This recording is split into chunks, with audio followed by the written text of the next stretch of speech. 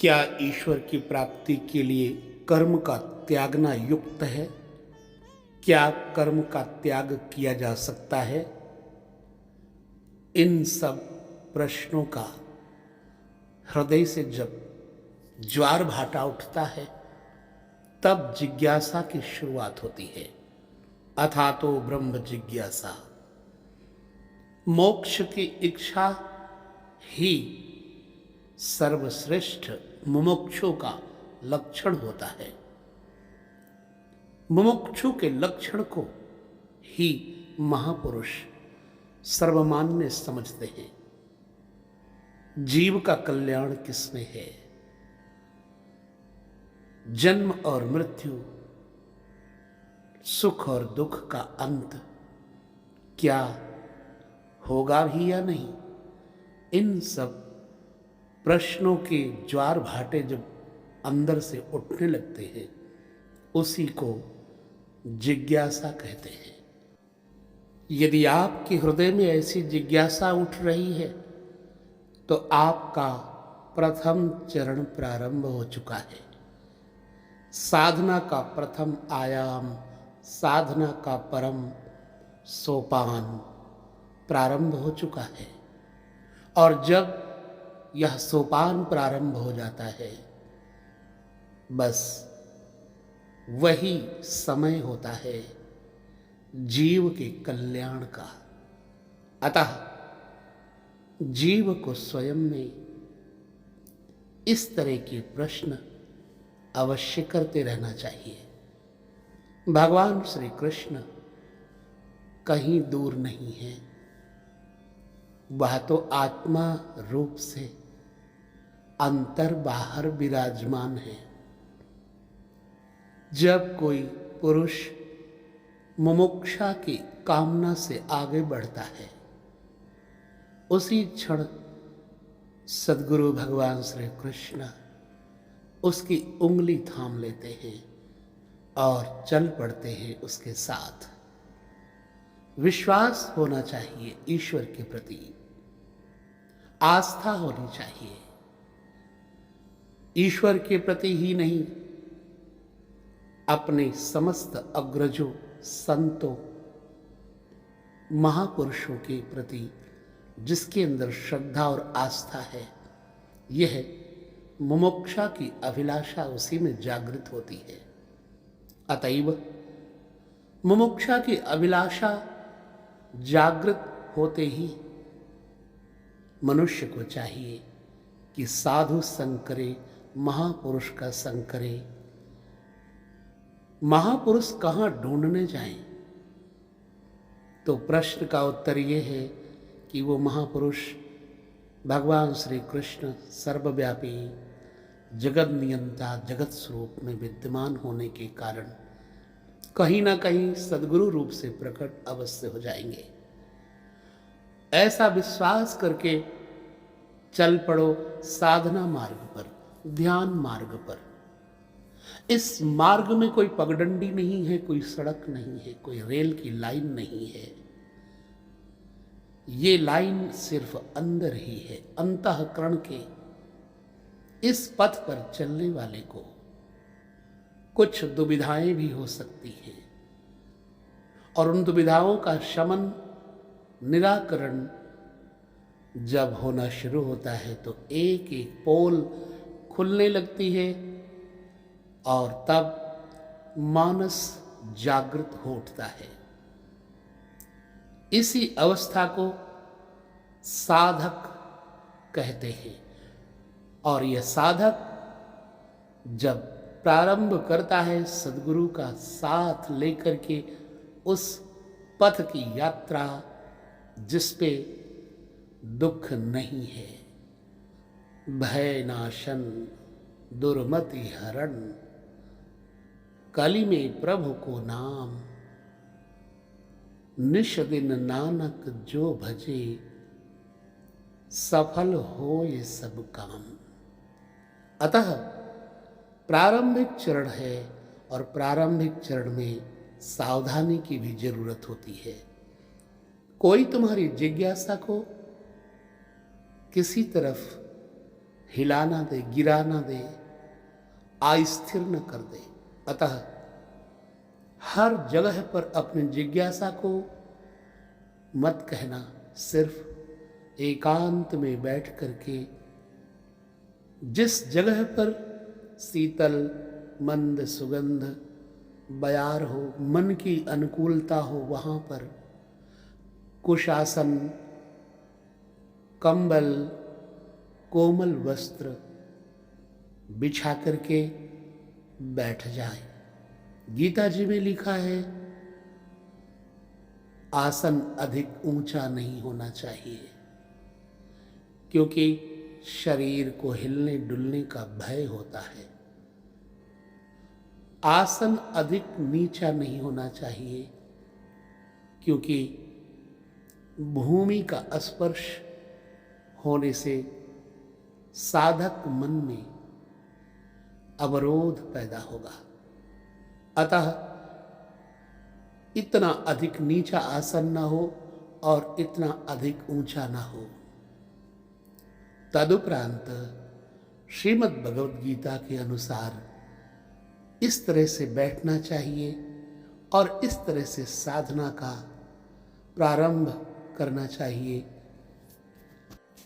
श्रीमद् भगवद गीता में 6ठे अध्याय के अंतर्गत श्लोक देखें, 11वां स्पष्ट लिखा हुआ है, शुचौ देशे प्रतिष्ठाप्य स्थिरम आसनम आत्मनः नाति उच्चतम नाति नीचम चैलाजिन कुशोत्तरम।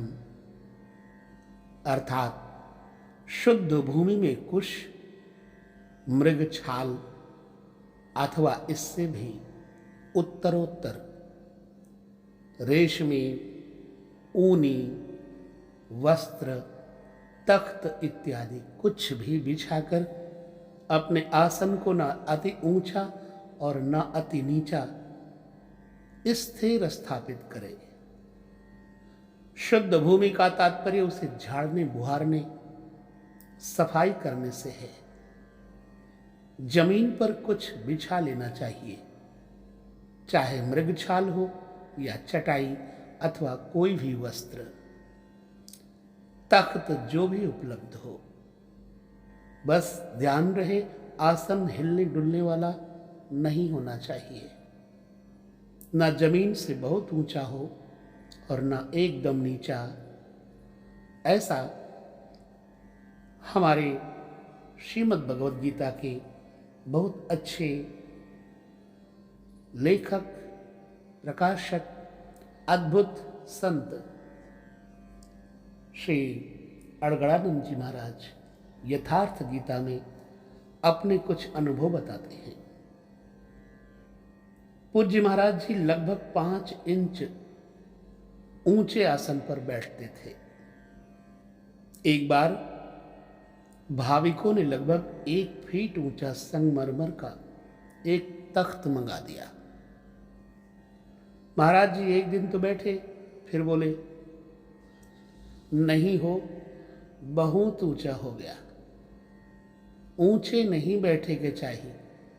साधु को तो अभिमान हो जावा करत है, नीचे हूं ना बैठे के चाहिए, हीनता आवत है, अपने से घृणा आवत है। बस उसको उठवाया और जंगल में एक बगीचा था, वहां रखवा दिया। वहां न कभी महाराज जाते थे और न अब ही कोई जाता है। यह था उन महापुरुष का क्रियात्मक शिक्षण। इसी प्रकार साधक के लिए भी बहुत ऊंचा आसन नहीं होना चाहिए, नहीं तो भजन पूर्ति बाद में होगी, अहंकार पहले चढ़ बैठेगा। इसके पश्चात तत्र एकाग्रम मनः कृत्वा यत चित्तेन्द्रिय क्रियः उपविश्यासने युञ्ज्याद् योगम आत्मविशुद्धये। अध्याय 6 श्लोक 12। उस आसन पर बैठकर ही ध्यान करने का विधान है। मन को एकाग्र करके चित्त और इंद्रियों की क्रियाओं को वश में रखते हुए अंतःकरण की शुद्धि के लिए योग अभ्यास करें। अब बैठने का तरीका बताते हैं। अध्याय 6 श्लोक संख्या 13। समम काय शिरोग्रीवम धारयन् अचलम स्थिरः संप्रेक्ष्य नासिकाग्रम स्वम दिशश्च नवलोकयन्।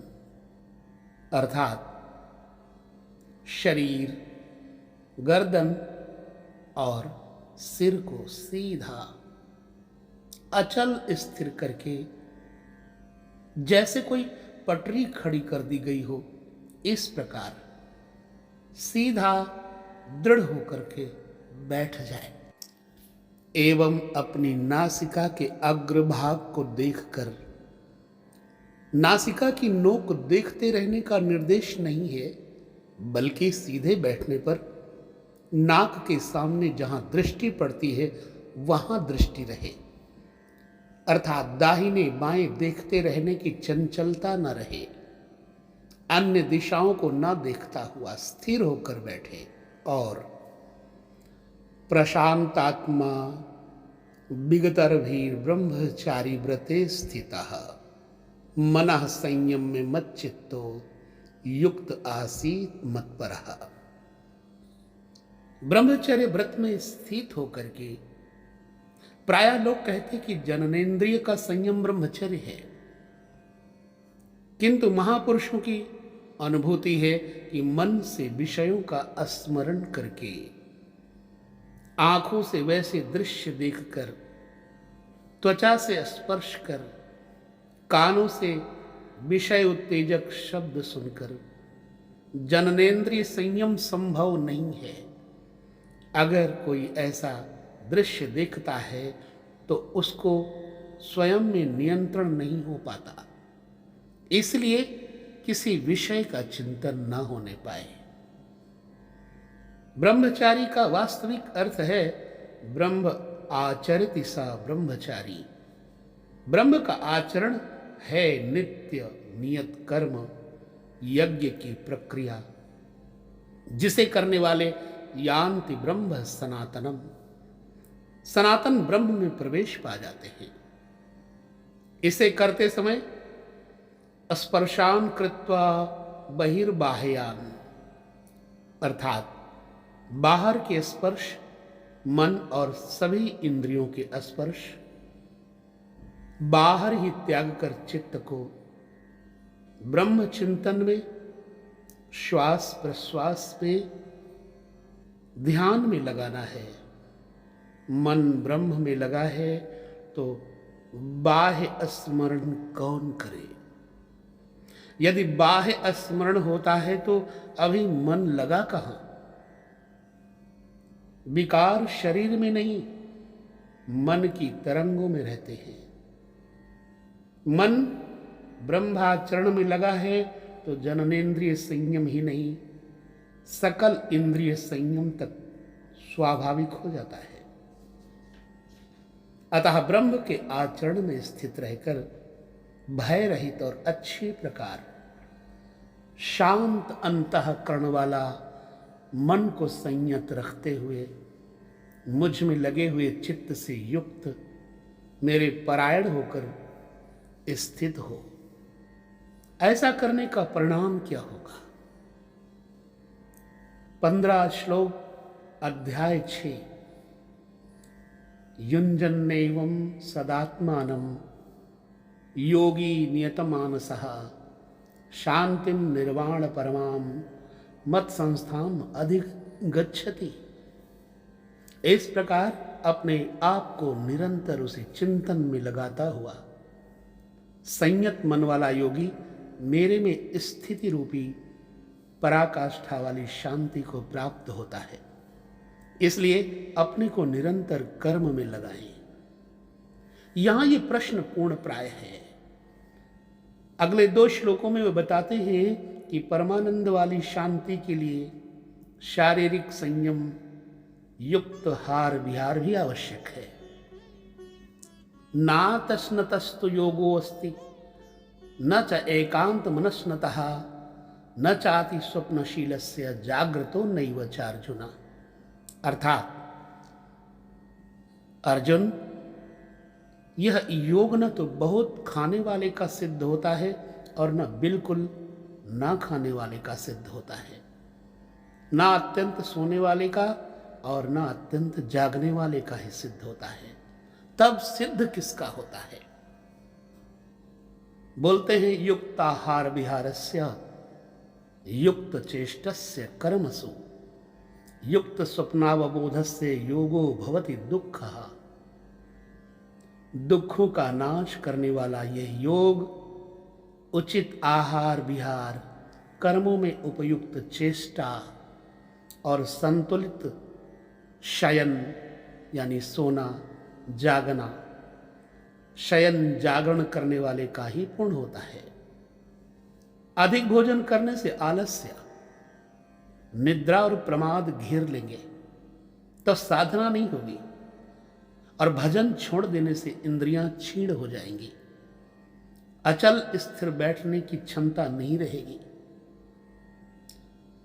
महाराज अड़गड़ानंद जी लिखते हैं एक जगह कि खुराक से 1.5-2 रोटी कम खाना चाहिए। विहार अर्थात साधन के अनुकूल विचरण, कुछ परिश्रम भी करते रहना चाहिए, कोई कार्य ढूंढ लेना चाहिए, अन्यथा रक्त संचार शिथिल पड़ जाएगा, रोग घेर लेंगे। आयु, सोना और जागना आहार और अभ्यास से घटता बढ़ता है। परम पूज्य महाराज जी कहा करते थे, योगी को 4 घंटे सोना चाहिए और अनवरत चिंतन में लगे रहना चाहिए। हठ करके न सोने वाले शीघ्र पागल हो जाते हैं, जो जबरदस्ती अपने आप को जगाते हैं। कर्मों में उपयुक्त चेष्टा भी हो, अर्थात नियत कर्म, आराधना के अनुरूप निरंतर प्रयत्नशील होना चाहिए। बाहरी विषयों का स्मरण न करके सदैव उसी में लगे रहने वाले का ही योग सिद्ध होता है। और साथ ही यदा विनियतम चित्तम आत्मन्नेव आतिष्ठति निस्पृहा सर्वकामेभ्यो युक्त इति उच्यते तदा। इस प्रकार योग के अभ्यास से विशेष रूप से वश में किया हुआ चित्त जिस समय जिस काल में परमात्मा में भली प्रकार स्थित हो जाता है, विलीन सा हो जाता है, उस काल में संपूर्ण कामनाओं से रहित हुआ पुरुष योग युक्त कहा जाता है। अब जो विशेष जीते हुए चित्त वाले हैं, उनके लक्षण क्या हैं? इस पर कहते हैं, यथा दीपो निवातस्थो नेंगते सोपमा स्मृता योगिनो यत चित्तस्य युंजतो योगम आत्मनः। अर्थात जिस प्रकार वायु रहित स्थान में रखा गया दीपक चलायमान नहीं होता, लौ सीधे ऊपर जाती है, उसमें कंपन नहीं होता, यही उपमा परमात्मा के ध्यान में लगे हुए योगी के जीते हुए चित्त को दी गई है। दीपक तो उदाहरण मात्र है। आजकल दीपक का प्रचलन रह कहाँ गया है? अगरबत्ती ही जलाने पर धुआं सीधे ऊपर जाता है। यदि वायु में वेग न हो, यह योगी के जीते हुए चित्त का एक उदाहरण मात्र है। अभी चित्त भले ही जीता गया है, निरोध हो गया है, किंतु अभी चित्त है। जब निरुद्ध चित्त का भी विलय हो जाता है, तब कौन सी विभूति मिलती है? अध्याय 6 श्लोक 20। यत्तो परमते चित्तम निरुद्धम योग सेवया यत्र चैवात्मनात्मानं पश्यन्नात्मनि तुष्यति। अर्थात जिस अवस्था में योग के अभ्यास से निरुद्ध हुआ चित्त भी उपराम हो जाता है, विलीन हो जाता है, मिट जाता है, उस अवस्था में आत्मना, अपने आत्मा के द्वारा, आत्मानम अर्थात परमात्मा को देखता हुआ, आत्मनि एव, अपने आत्मा में ही संतुष्ट होता है। देखता तो परमात्मा को है, लेकिन संतुष्ट अपने ही आत्मा से होता है, क्योंकि प्राप्ति काल में तो परमात्मा का साक्षात्कार होता है, किंतु दूसरे ही क्षण वो अपने ही आत्मा को उन शाश्वत ईश्वरीय विभूतियों से ओतप्रोत पाता है। ब्रह्म अजर अमर शाश्वत अव्यक्त और अमृत स्वरूप है, तो इधर आत्मा भी अजर अमर शाश्वत अव्यक्त और अमृत स्वरूप है तो, किंतु अचिंत्य भी है। जब तक चित्त और चित्त की लहर है तब तक वह आपके उपभोग के लिए नहीं है। चित्त का निरोध और निरुद्ध चित्त के विलय काल में परमात्मा का साक्षात्कार होता है और दर्शन के ठीक दूसरे क्षण उन्हीं ईश्वरीय गुणधर्मों से युक्त अपने ही आत्मा को पाता है। इसलिए वह अपने ही आत्मा में संतुष्ट होता है और यही उसका स्वरूप है, यही पराकाष्ठा है। गीता जी का अगला श्लोक 21वां अध्याय 6, सुखम आत्यंतिकम यत्तद् बुद्धिग्राह्यम अतीन्द्रियम वेत्ति यत्र न चैवायम स्थितश्चलति तत्वतः। तथा इंद्रियों से अतीत केवल शुद्ध हुई सूक्ष्म बुद्धि द्वारा ग्रहण करने की योग्य जो अनंत आनंद है, उसको जिस अवस्था में अनुभव करता है और जिस अवस्था में स्थित हुआ योगी भगवत स्वरूप को तत्व से जानकर चलायमान नहीं होता, सदैव उसी में प्रतिष्ठित रहता है और तब परमेश्वर की प्राप्ति रूप जिस लाभ को, पराकाष्ठा की शांति को प्राप्त कर उससे अधिक दूसरा कुछ भी लाभ नहीं मानता। और भगवत प्राप्ति रूपी जिस अवस्था में स्थित हुआ योगी भारी दुख से भी चलायमान नहीं होता, दुख का उसे भान भी नहीं होता, क्योंकि भान करने वाला चित्त तो मिट गया, परम शांति की तरफ चला गया। जो संसार के संयोग और वियोग से रहित है उसी का नाम योग है। जो आत्यंतिक सुख है उसके मिलने का नाम योग है, जिसे परम तत्व परमात्मा कहते हैं, उसके मिलने का नाम योग है। वह योग ना उकताए हुए चित्त से निश्चय पूर्वक करना कर्तव्य होता है। धैर्य पूर्वक लगा रहने वाला ही योग में सफल होता है। इसलिए मनुष्य को चाहिए कि संकल्प से उत्पन्न होने वाली संपूर्ण कामनाओं को वासना और आसक्ति सहित सर्वथा त्याग कर मन के द्वारा इंद्रियों के समुदाय को सब ओर से अच्छी प्रकार वश में करके क्रम क्रम से अभ्यास करता हुआ उपरामता को प्राप्त हो जाए, चित्त का निरोध और क्रमशः विलय हो जाए। तदनंतर वह धैर्यपूर्वक बुद्धि द्वारा मन को परमात्मा में स्थित करके अन्य कुछ भी चिंतन न करे। निरंतर लगकर पाने का विधान है, किंतु आरंभ में मन नहीं लगता। इसी पर भगवान श्री कृष्ण ने कहा है, यतो यतो निश्चरति मनश्चंचलम अस्थिरम ततस्ततो नियम्यत तदात्मन्येव वशं नयेत। यह स्थिर न रहने वाला चंचल मन जिस जिस कारण से सांसारिक पदार्थों में घूमता है, उससे रोककर बारंबार अंतरात्मा में ही निरुद्ध करे। प्रायः लोग कहते हैं कि मन जहां भी जाता है जाने दो, प्रकृति में ही तो जाएगा, और प्रकृति भी उस ब्रह्म के ही अंतर्गत है। प्रकृति में विचरण करना ब्रह्म के बाहर नहीं है। किंतु श्री कृष्ण क्या कहते हैं, उनके अनुसार ये गलत है जो लोग कहते हैं कि प्रकृति भी तो परमात्मा का ही अंश है, मन को जाने दो जिधर जाता है। भगवान कहते हैं नहीं, इन मान्यताओं का किंचित भी स्थान नहीं है। श्री कृष्ण का कहना है कि मन जहाँ जहाँ जाए, जिन जिन माध्यमों से जाए, उन्हीं माध्यमों से रोक करके परमात्मा में ही लगावे। मन का निरोध संभव है, और इस निरोध का परिणाम क्या होगा? प्रशांतम मनसम हेनम योगिनम सुखम उत्तमम उपैति शांत रसम ब्रह्मभूतम अकल्मषम।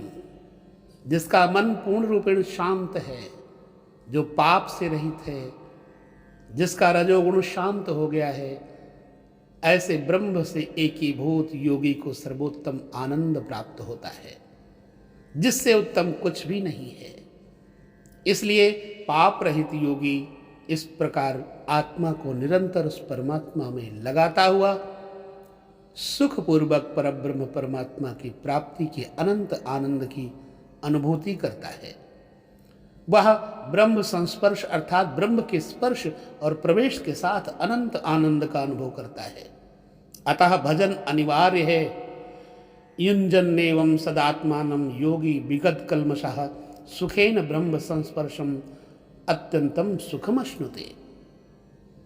योग के परिणाम से युक्त आत्मा वाला, सब में संभाव से देखने वाला योगी आत्मा को संपूर्ण प्राणियों में व्याप्त दिखता है और संपूर्ण भूतों को आत्मा में ही प्रवाहित देखता है। अब इस प्रकार देखने से लाभ क्या है? भगवान कहते हैं, यो मां पश्यति सर्वत्र सर्वं च मयि पश्यति तस्याहं न प्रणश्यामि स च मे न प्रणश्यति। जो पुरुष संपूर्ण भूतों में मुझ परमात्मा को देखता है, व्याप्त देखता है, और संपूर्ण भूतों को मुझ परमात्मा के ही अंतर्गत देखता है, उसके लिए मैं अदृश्य नहीं होता हूँ और वह मेरे लिए अदृश्य नहीं होता। यह मुक्ति है और यही भुक्ति है। अतः निश्चिंत होकर के साधन पथ पर चलते समय विश्वास रखें कि भगवान हैं। श्री कृष्ण अंग संग होने से हमारी उंगली पकड़कर हमें सही मार्ग पर ले चलेंगे, और तब साधक को बल मिलने लगता है, ऊर्जा मिलने लगती है, उसके अंतर की जितनी भी दुर्वासनाएं हैं सिमटने लगती हैं, शांत होने लगती हैं, और तब मन शांत हो जाता है।